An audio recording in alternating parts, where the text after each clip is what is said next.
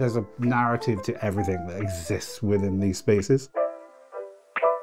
My name is Patrick O'Donnell, or some people know me as Paddy, and I'm the International Brand Ambassador for Farrow & Ball in Dorset.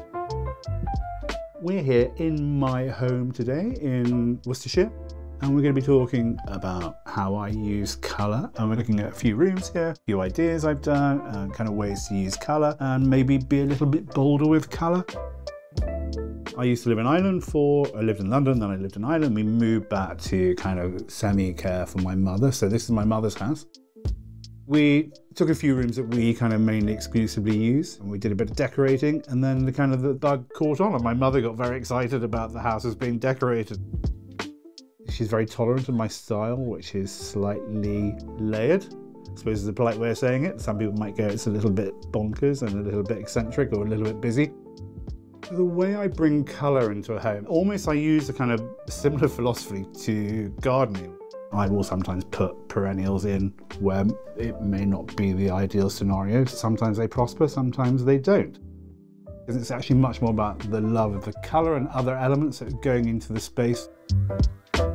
Start small. So whether you have a downstairs loo or a little kind of utility space, it's a really nice way to introduce a little bit of colour, and because then the commitment isn't so big. And it is about confidence, you know, because I think a lot of people are very concerned about what their friends might say.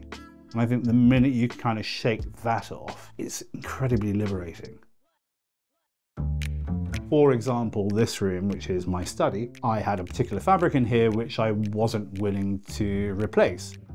So it's kind of pulling that blue from the fabric, and I knew there were kind of shots of red in here too. I just wanted it to balance. So it wasn't kind of like, oh, is this the ideal scenario? Because this is northwest facing. But actually what's lovely about the stone blue behind me, there's enough warmth that it's not a cold blue.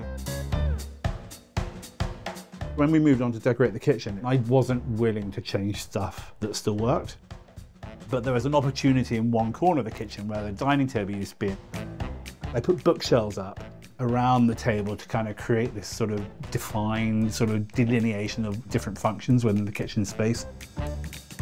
Behind the lovely pocket door was a little pantry or larder, and I had 750ml of estate eggshell left over of Etruscan red, which is a really beautiful sort of oxblood red.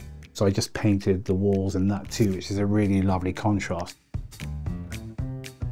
So we decorated the hall. It was a twofold solution when we were decorating.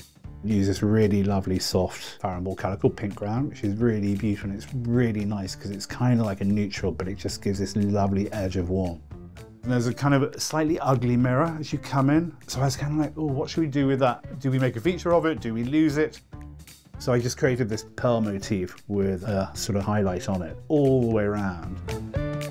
And then we've got this radiator console below it. So I kind of did the front band of that too to kind of match in a kind of very freehand style.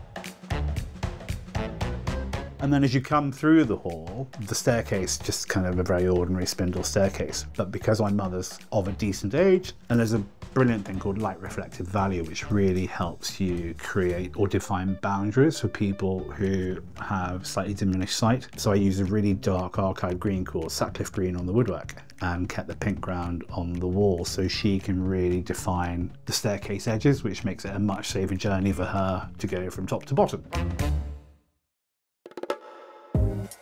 And then my bedroom, which is east facing, which is an archive colour called Cane, is kind of a really warm caramelly yellow. And again, it's probably not the right scenario for a yellowish base colour, but it works a treat because there's enough south facing light coming through from the side that does soften it. And then it's just so beautiful in the evening with lamps. But again, that was dictated to by the fact that I rescued some curtains from a skip. So everything is about other elements rather than me going out and just hand picking colours for particular spaces. It's not like a rule book approach to colour, it's kind of like what other elements are in that room and how can I bring it all together, you know, because any room is a balance, a sum of many parts.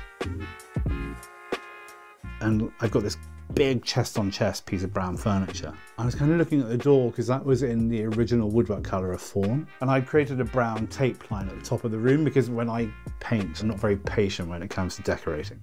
And I wasn't willing to paint the ceiling, so I'm quite lazy. I will cut corners. So I always cut in slightly below the ceiling. So I brought this Ground ribbon in brown. And so it's kind of like, I really like how that brown works with the furniture and how it works with the cane. So it's like, oh, okay, I'm gonna do a dark brown door. And then I thought, how can I make that even more fun? So I extended the color beyond the architrave. So I was like, oh, okay, I'll do a broken pediment on it. I love it. It makes me smile every time I see it. And I know it's kind of absurd to have that in a 1930s suburban home, but I kind of love the oddness of it.